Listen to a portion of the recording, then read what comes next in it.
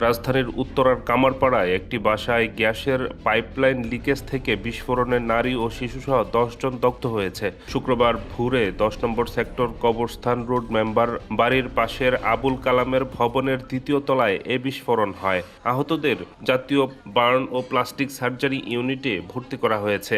তারা হলেন রুবেল, তার অন্তঃসত্ত্বা স্ত্রী সোনিয়া আক্তার, মেয়ে রোজা, সোনিয়ার বড় বোন রিয়া, রুবেলের চাচাতো ভাই এনায়েত, তার স্ত্রী দেলেরা, ছেলে জুনায়েদ, এনায়েতের ছোট ভাই হাবিব, এনায়েতের ভাগ্নি আয়েশা এবং রুবেল।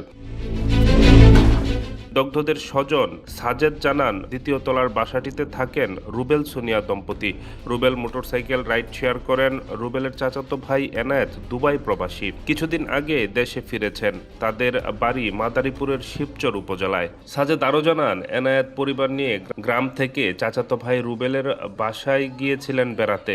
সেখানে ৪ তলায় থাকেন সাজেদ মাতব্বর। ভোরে ২য় তলার বাসায় বিস্ফোরণ হয়। বিকট শব্দ শুনে বেরিয়ে দেখেন ভবনের নিচতলা ও ২য় তলার দেয়াল ফেটে গেছে।